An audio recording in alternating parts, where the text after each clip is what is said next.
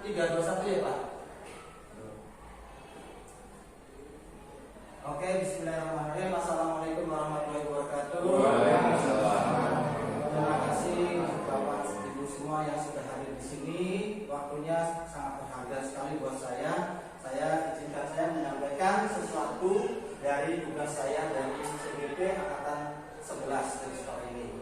Ya, judulnya adalah aksi nyata modul 1.4 penerapan budaya positif. Ya, ini profilnya saya sendiri ya. Kamsudin SPDI, SMP Negeri 1 Bogor, CGP Angkatan 11. Oke, next. Nah, yang ingin saya paparkan adalah budaya positif dan nilai-nilai kebajikan. Nah, next.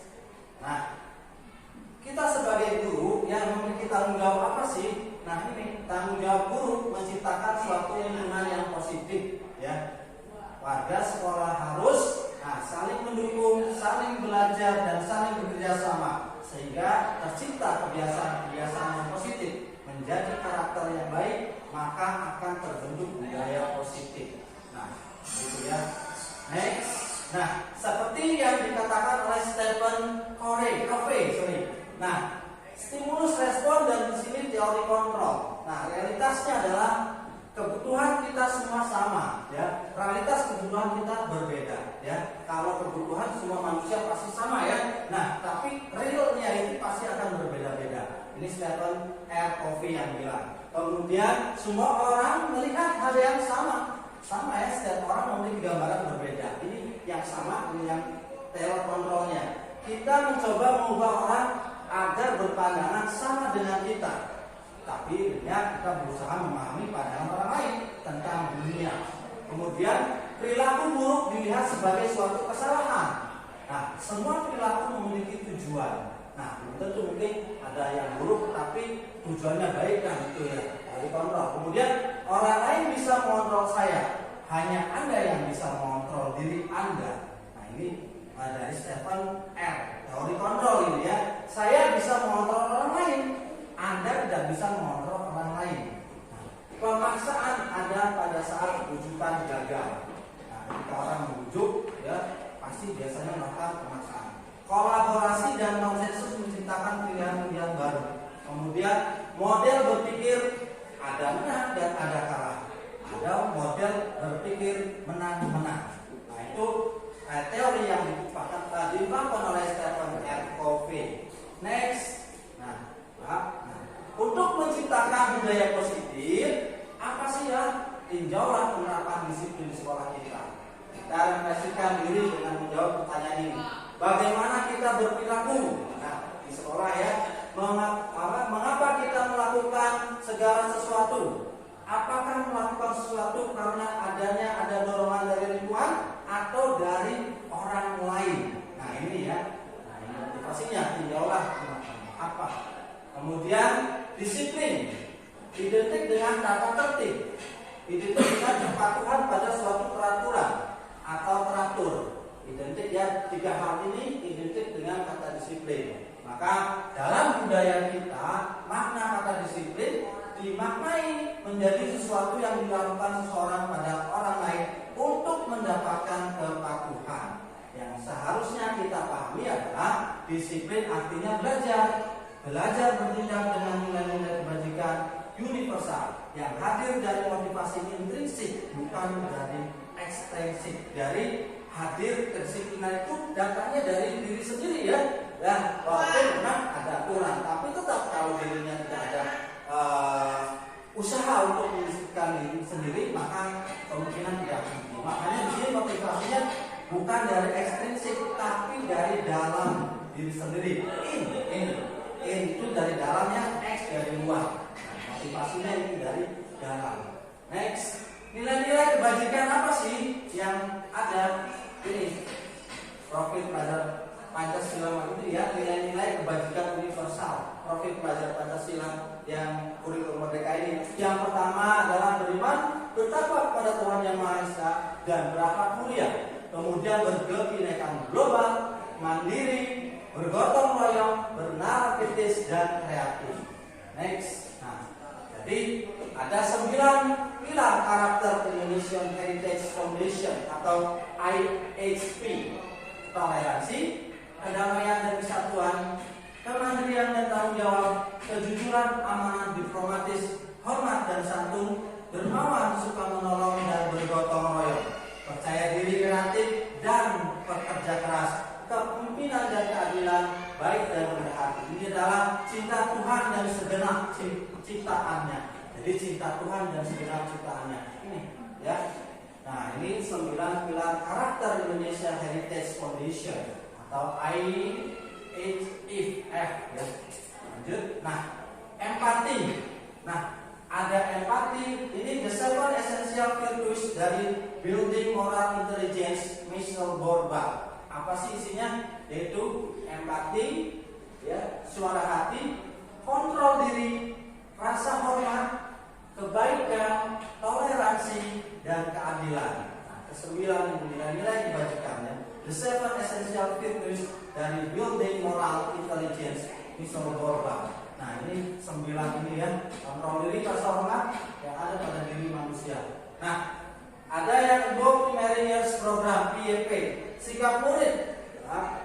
Sikap murid atau toleransi, rasa hormat, integritas, ya, mungkin kejujuran, integritas, mandiri, artinya bisa mandiri, menghargai, antusias, empati, pengetahuan, kreativitas, kerjasama, dan memiliki percaya diri yang bagus. Dan yang terakhir, komitmen. Kemudian petunjuk seumur hidup dan keterampilan hidup, lifelong guidance and life skills. Ada keterampilan hidup meliputi dapat dipercaya atau luluh hati, pendengarannya yang aktif, ya, kemudian tidak merendahkan orang lain, kemudian yang keempat memberikan yang terbaik dari diri, kemudian peduli, penalaran, bekerja sama, keberanian, keinginan, usaha, keluasan atau fleksibilitas, kemudian berorganisasi, kesabaran, keteguhan hati, kehormatan, memiliki rasa humor, berinisiatif, integritas, ya, pemecahan masalah, sumber pengetahuan, tanggung jawab, dan persahabatan. Next. Nah, teori motivasi, hukuman dan penghargaan restitusi. Mungkin Bapak Ibu sudah pernah mendengar ini ya, teori motivasi, ada hukuman dan ada penghargaan atau restitusi. Apa sih teori motivasi, hukuman dan penghargaan restitusi itu seperti apa? Next.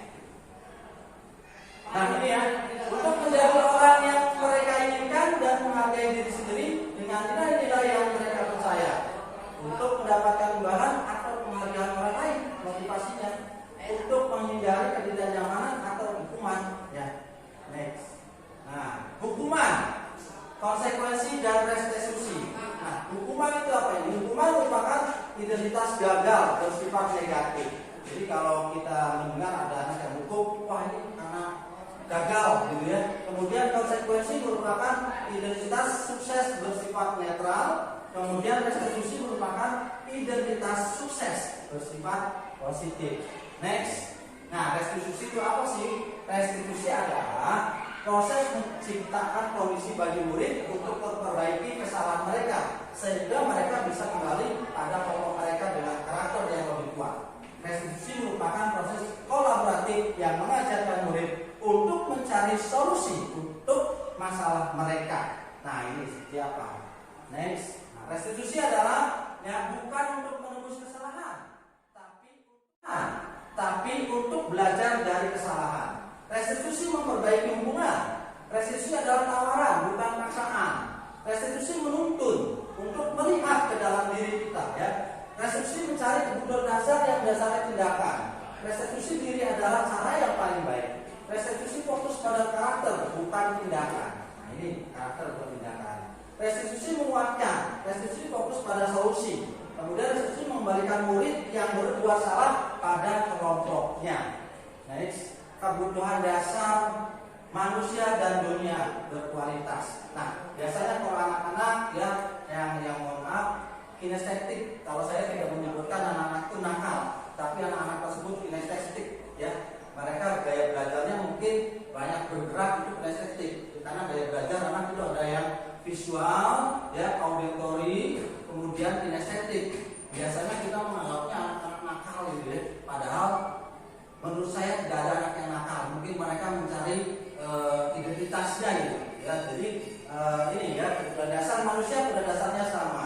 yaitu apa saja?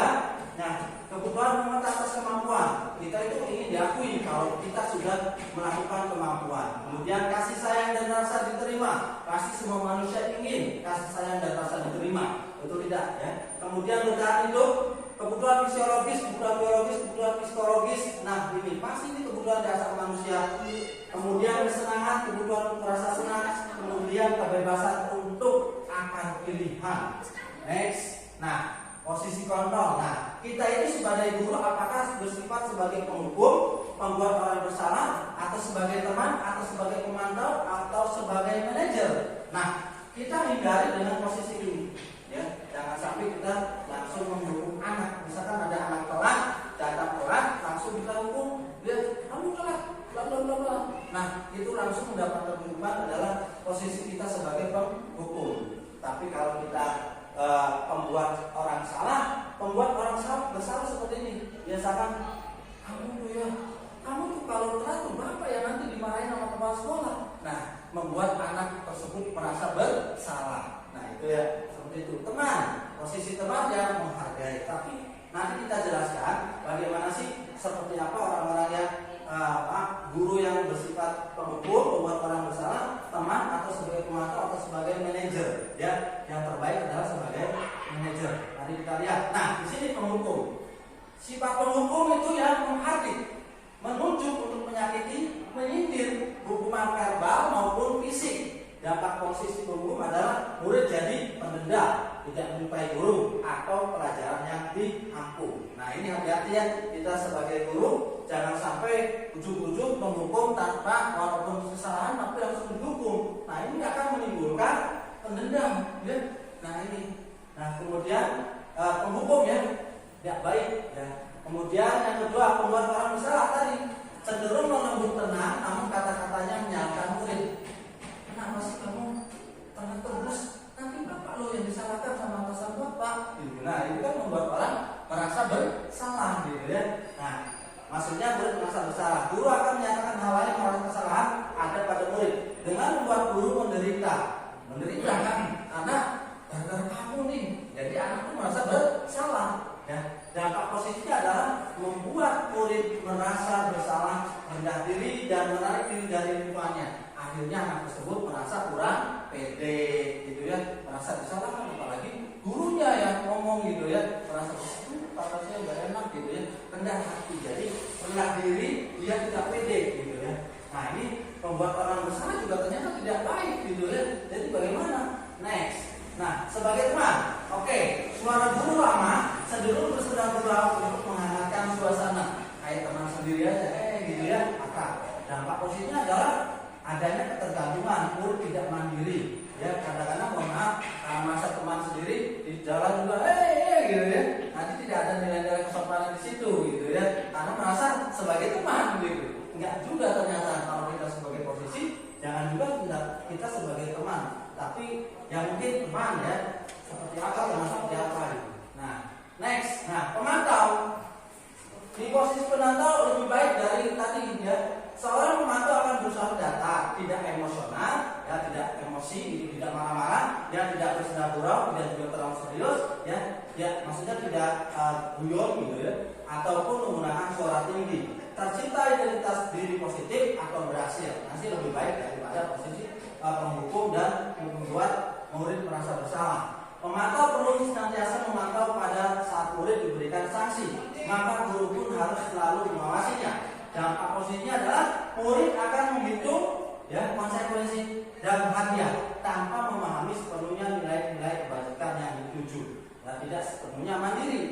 Jadi seperti apa yang baik? Nah, ternyata posisi yang baik itu dari posisi kontrol adalah manajer ya, penghukum, membuat orang murid merasa bersalah, kemudian teman, pemantau, dan ini yang manajer yang kelima ini ya Pak Cok nih yang kelima. Mudah-mudahan Pak Cok juga akan menjadi yang kelima ini.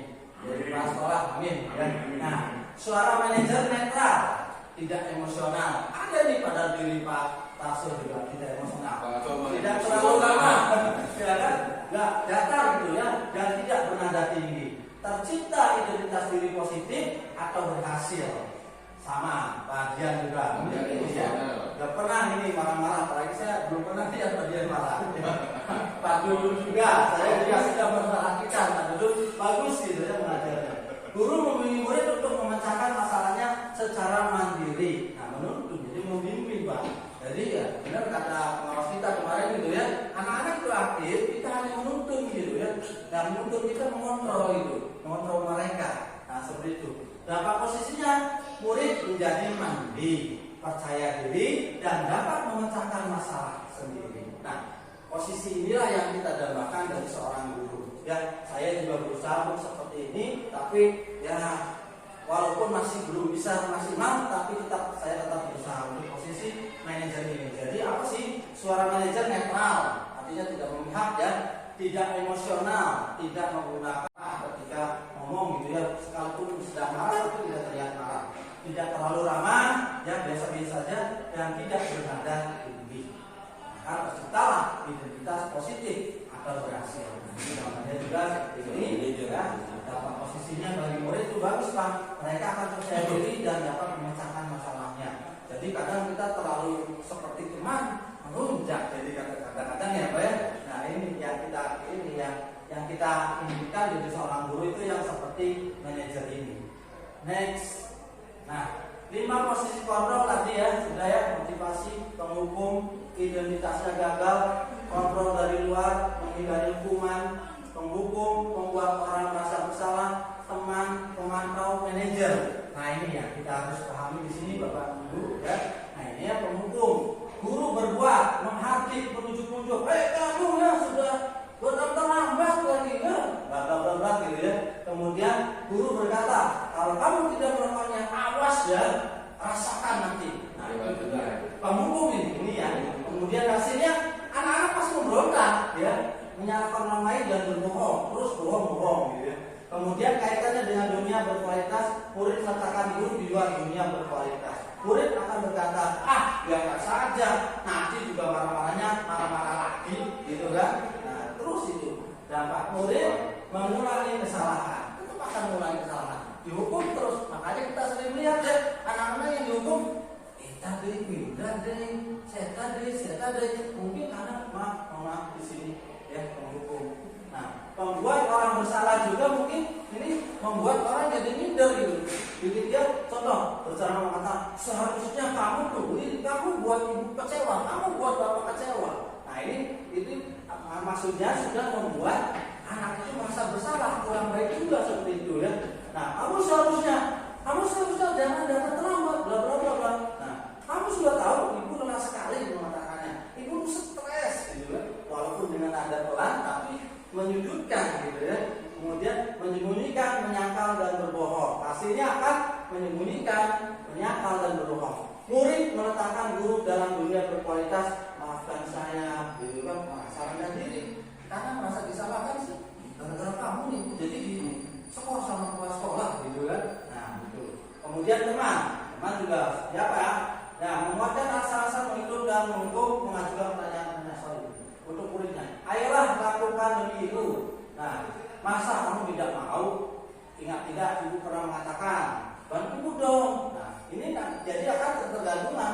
Murid meletakkan gurunya di sebagai orang yang sangat penting di dunia berkualitas. Saya pikir, bapak pikir, teman saya ternyata begitu bla bla bla. Lemah, tidak mandiri, tergantung. Hasilnya juga kurang baik bapak ibu ya. Memantau sama apa peraturannya. Nah, sama ini misalkan diri bila diawasi, ya merasa dipantau terus gitu ya. Murid meletakkan guru peraturan dan hukum dunia berkualitas. Berapa banyak bintang yang saya harus peroleh? Berapa halaman yang harus saya tulis? Nah, ini beratkan pada sanksi atau hadiah untuk dirinya. Sanksi dan hadiah itu ada di pemantau ya. Nah, kurang baik juga ternyata ini enggak. Jadi yang bagaimana dong? Nah, ini ya selalu mengajukan pertanyaan-pertanyaan apa yang kita yakini, apa yang bisa kita kerjakan untuk memperbaiki masalah ini.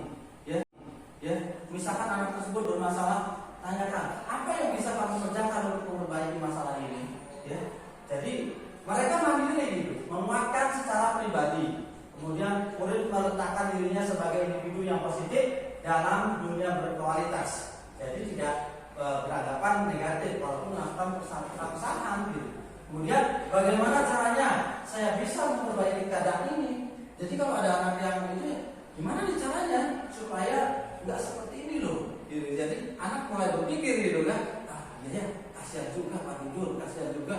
Co. Gak enak Pak sama Pak Co. Nah nanti timbul rasa hormat Pak, bukan rasa takut. Nah saya tuh pengennya anak-anak tuh nggak melihat saya tuh takutan karena takut dihukum gitu. Aduh kamu Sudin, lari gitu. Pernah mana saya? Zaman saya juga SMA gitu. Ya saya pernah ada guru favorit saya waktu SMA. Saya merasa senang dengan guru tersebut. Saya melakukan hal yang negatif itu segan Pak, karena rasa hormat, nggak enak. Nah gitu kan. Tapi kalau misalkan ada itu, ini. Karena zaman saya sekolah itu penghapus, penggaris, melempar Pak, terbang. Dan itu guru PKN saya masih ingat gitu. Saya tidak memperhatikan. Jadi kadang-kadang gurunya, nah itu, jangan sampai seperti itu ya. Jadi intinya berperilaku seperti manajer ya ini Pak. Apa sih yang bisa kita lakukan untuk memperbaiki ini gitu ya, ditanyakan. Murid meletakkan dirinya sebagai individu yang positif dalam dunia berkualitas. Nah, bagaimana caranya ya supaya saya bisa memperbaiki keadaan ini? Gitu. Kamu gimana ya?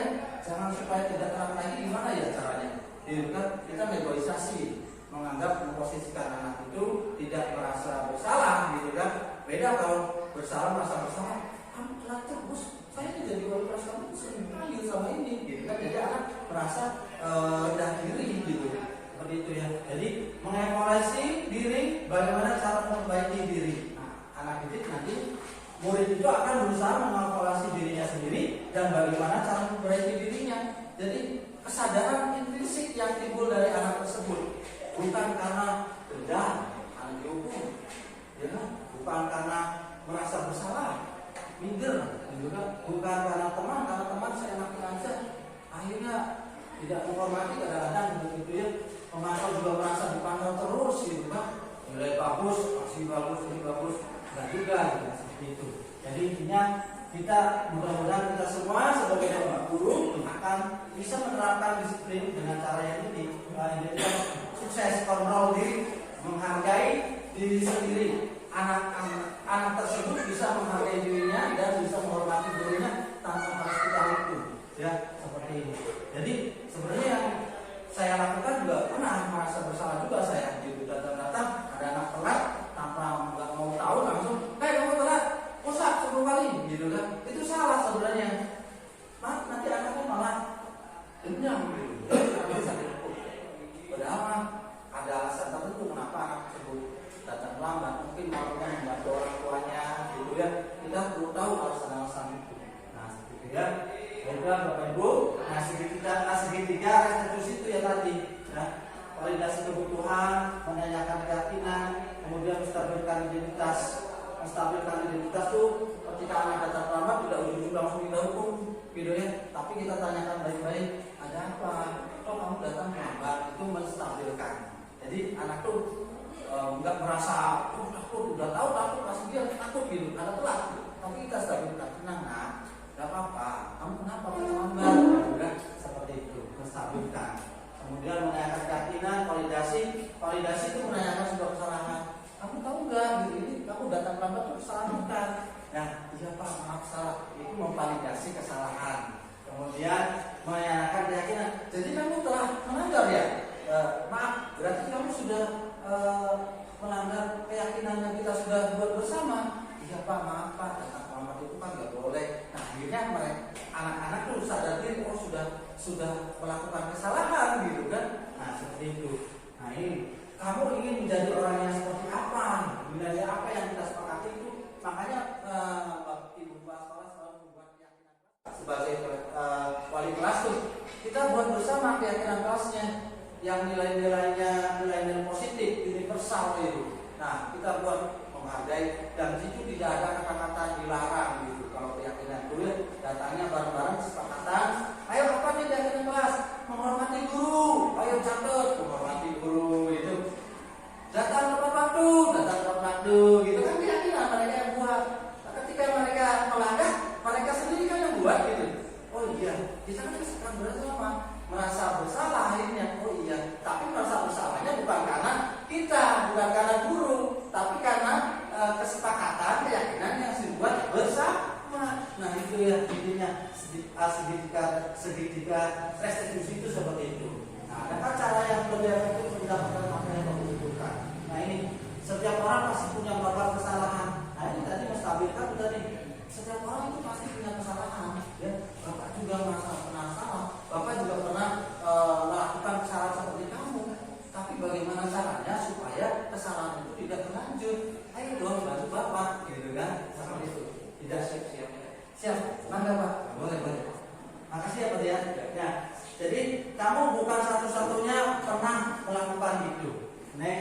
Nah, di sisi menstabilkan identitas ini ya berdasarkan prinsip membuat kesalahan tadi, kemudian membuat kesalahan sesuatu yang wajar, ajukan pertanyaan seperti ini. Next. Nah, sisi 2 validasi tindakan yang salah tadi ya menanyakan respon yang seperti tadi, apakah itu kesalahan bukan datang terlambat gitu. Itu memvalidasi. Oh iya, saya sudah melanggar kesepakatan sendiri. Datanya dari anak, Pak. Hukumannya datanya dari anak. Konsekuensinya gitu ya. Menanyakan keyakinan tadi yang divalidasi ini yang tadi saya contohkan. Kemudian hal-hal yang harus diperhatikan dalam segi diskusi adalah perilaku yang salah perlu dikaitkan dengan nilai atau keyakinan yang telah disepakati atau dituju. Kemudian yang kedua, kesediaan orang-orang yang melakukan kesalahan untuk memperbaiki masalah. Kemudian yang ketiga, pemecahan masalah sebisa mungkin relevan atau memiliki hubungan dengan masalah yang ada. Kemudian perlu adanya suatu usaha perbaikan dari pihak yang berbuat kesalahan. Dan yang kelima, perlu didedikasikan waktu dari pihak yang berbuat kesalahan. Tanyakan kapan akan mulai dilakukan usaha untuk memperbaiki masalah. Next. Ya, mungkin itu saja yang bisa saya sampaikan. Kurang lebihnya mohon maaf ya tentang penyampaian penerapan budaya positif di sekolah. Mudah-mudahan bermanfaat untuk kita semua, khususnya untuk diri saya sendiri. Ya, untuk kita semua. Semoga dunia pendidikan kita maju terus ya seperti bangsa Jepang dan bangsa yang lain. Mudah-mudahan yang kita inginkan itu. Terima kasih atas kehadirannya. Sekali lagi mohon maaf jika ada kesalahan dalam penyampaian. Assalamualaikum warahmatullahi wabarakatuh.